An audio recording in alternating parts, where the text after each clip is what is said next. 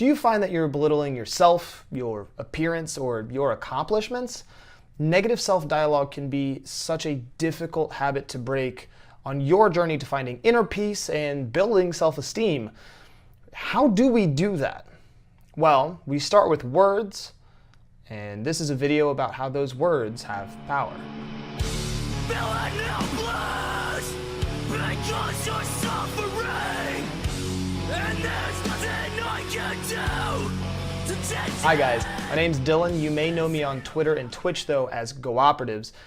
Now, it's important to know that I'm not a therapist or a mental health specialist. This is just my perspective based on the research and life experiences that I have.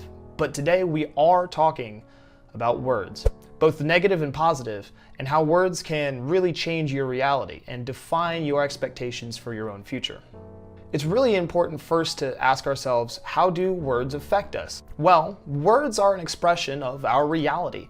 The way that I describe my favorite vacation spots, my favorite music, or my best childhood friend is with words, and that's how I remember those moments. But scientifically, there's more to it. Negative or even angry words can actually trigger a part of our brain called the amygdala, which is the fear center. Now, the fear center of our brain actually has a tendency to override our frontal lobe a little bit. The frontal lobe, of course, being in charge of logical reasoning. The amygdala starts to sort of take over in an interesting way and actually sends stress hormones through our body. Now, on the flip side, sometimes kindness and caring, positivity, those sorts of words have the opposite effect on our brain and actually can activate our motor cortex in our frontal lobe to begin to get us motivated and start moving and really make us feel wonderfully. These words can also help to shape and manipulate our parietal lobe. Now, the parietal lobe actually will prime and bias our brain to see the good or the bad in the world based on our emotions and the words that we hear. Actually, multiple studies show that the worse our self-esteem is and the deeper our negative internal dialogue runs, the more likely we are to actually look for the negative in the world and become more cynical of people that are actually happy. The opposite is also to be said, that the better our self-esteem is and the more positive and more reaffirming we are with ourselves, the more likely we are to be genuinely happy for other people and celebrate their accomplishments and look for the best in everything.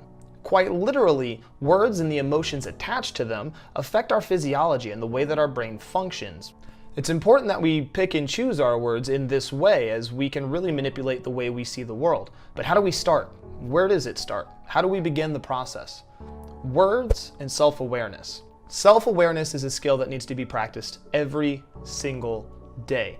It's a skill that you can learn and that you can actually bring yourself to use as a habit. Being self-aware about the way that we think, the way we feel, and the words that we choose is incredibly important. Again, let's think back to how we're talking about and to ourselves. What words do you choose? Do you say that you're fat or lazy? Do you say that you're dumb or stupid? Or do you just say that you can't or won't achieve? It's important that we change our verbiage surrounding a lot of what we think about ourselves. And that starts with being aware of what you're thinking in the moment and trying to make effort to change that verbiage. Instead of saying that you're fat, say that you're on your way to becoming a healthier version of yourself. Instead of saying you're dumb, say that you're still learning. Shifting our verbiage from absolute negatives to messages of positivity, hope, and growth can really put us in the mindset not only to take more control of our lives, but also to achieve the growth that we're telling ourselves we're aiming for. This directly plays into self-esteem. As our self-esteem starts to rise and we remind ourselves that we're growing and flourishing as people and that we can achieve, it's important to remind ourselves of our intrinsic qualities as humans. We are enough. We are growing. We do get to choose how we react to our environment and our stimuli. Reminding yourselves of these things, really building yourself up, can really start to build self-esteem and start momentum. And as what we talked about earlier, it can really prime your brain to start to see the good in other people as you start to see the good in yourself. The words we choose, as we've seen, are incredibly important. Positive affirmations, messages of positivity and growth can really change a lot about us. But let's also remind ourselves that we can let go of negativity in our lives as well. Do you ever catch yourself engaging in social media posts that are inherently negative? Do you retweet things just to call somebody out? Do you, gossip with your friends? Maybe it's important to remind yourself of whether something you're about to say is helpful or hurtful. If you're about to retweet something and call somebody out, is it really going to change how they behave, or is it just going to start an inflammatory conversation? If you're going to leave a negative remark on somebody's video or comment on Twitter, does it really help anything? If you're going to have a candid conversation with your friend, be sure to check your verbiage so that it's actually helpful and not hurtful. It's actually incredibly common how often that engaging in negative social media commentary or gossip can actually start to muddy and change our internal dialogue. When we take the time to practice and identify the proper verbiage to build ourselves up and to build others up, we can really start to perpetuate a cycle of positivity that changes our internal dialogue and prevents us from putting out negativity into the world in all facets.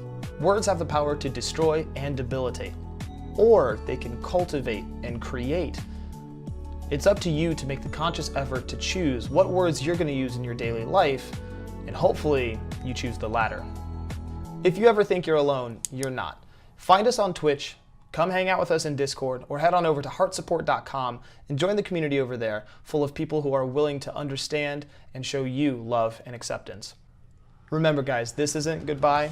We will be right back. See you guys in the next video. I still feel at home. You gave me something